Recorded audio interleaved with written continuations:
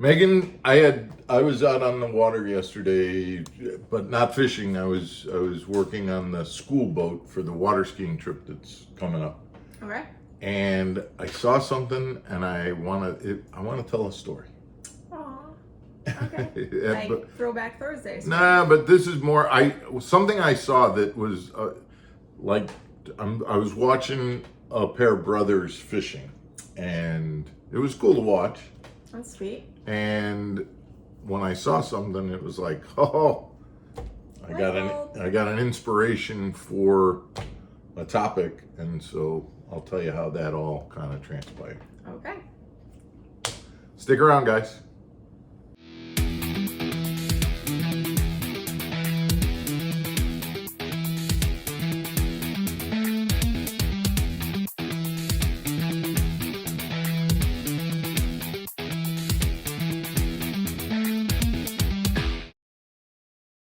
Welcome back to Mark Fisher Outdoors, everybody. I'm Mark Fisher. I'm Megan Fuller. So I was out on the Fox chain, and I had the ski boat, and I had forgotten to put the plug in, so I had to pull the boat back up on the trailer and wait for the water to drain out of the boat. So I'm sitting. Rookie mistake. Yeah, like a rookie mistake. Right. So I'm sitting on the dock. Water's coming out of the boat for like 5 minutes. And I'm watching. There were two brothers. They were in a bass boat, and I would say that one of them was maybe upper teens, early 20s. He was in the front of the boat, and then there was another. And again, I don't know if they're brothers, but another young man, middle school, just starting high school age, in the back of the boat, and they're fishing around. They're winging swim jigs or something, and. So I'm just watching, which in and of itself was cool. Like you said, two brothers just out fishing on Juneteenth, enjoying the holiday and getting out on the water. The younger kid makes cast, gets backlash.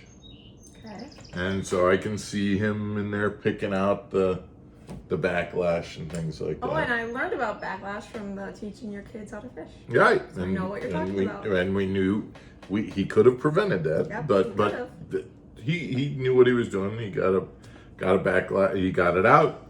He started reeling up, and I'll be darned if he didn't have a fish on. And so he reeled the fish in, got it in, and then he went back to throwing his swim jig. And I wanted to stand up on the pier and say, "Hey, that fish just taught you something. You need to listen to the fish instead of going back and doing what you." Okay. I mean, I swear to God, I wanted to drive over to him and say, "Guys, you got to pay attention to that." You are such a teacher. I know, I totally. Not to mention the fact that these were two young kids. So if it was an adult, I'd be like, you should know better. But, and I'm just, I don't know if you know what I wanted to tell him, but when he got that backlash, what happened was his bait was on the bottom of the lake, bottom of the river. Okay.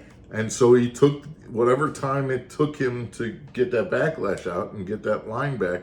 When he started reeling, that bait was now coming off the bottom. Unlike all of his other casts where he was throwing it, it was coming in the top, it was sinking down a certain amount, and then he was reeling it in and not catching any fish. Right. This particular one time, his bait goes all the way down to the bottom, rests on the bottom. When he finally gets it out and he starts reeling it back, he catches a fish. What does that tell you? Out of 100 casts that you're making from the top to the middle of the water column and you're not getting bit, one time you make a cast where your bait goes all the way to the bottom and you reel it up and you get bit, the fish are related to the bottom. And if you add that to the fact that, well, let's see, it was like 90 something degrees. It was the middle of the day. It's on the river where there's a lot of boat traffic and things like that going up and down the river.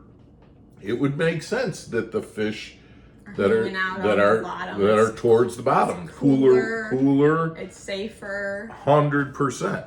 Okay. And so you combine the fact with those, like I said, that make 100 casts top to middle, don't get bit. One cast from the bottom, moving along the bottom, and you do get bit, and you add those other factors in there, and you go, hey, the fish are telling me they're on the bottom. So now what do I want to do?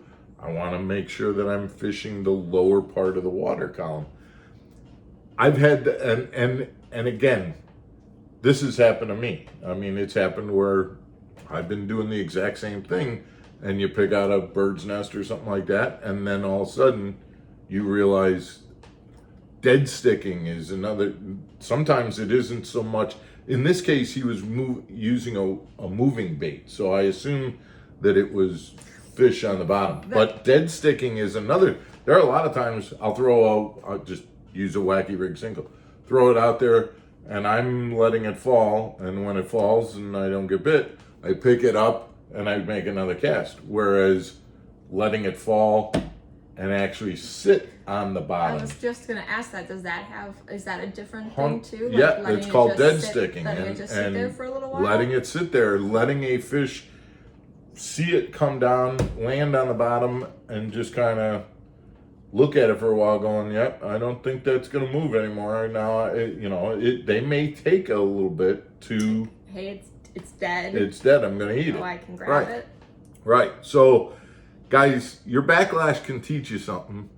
I really wanted to go and be a teacher in this. I couldn't because, as you know, there were other problems with the ski boat that I had to deal with. Yeah, okay. So I couldn't do it. But, guys, it's Friday, so we hope that you have a good weekend. We appreciate bringing out this content to you Monday through Friday, and we hope if you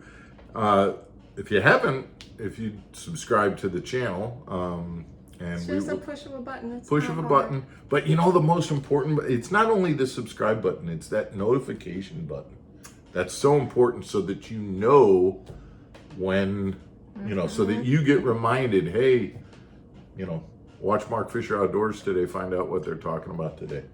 Absolutely. So we're going to enjoy our weekend. We hope you enjoy your weekend, and we will see you again on Monday, right back here on Mark Fisher Outdoors. Take care, everybody. Stay channeled.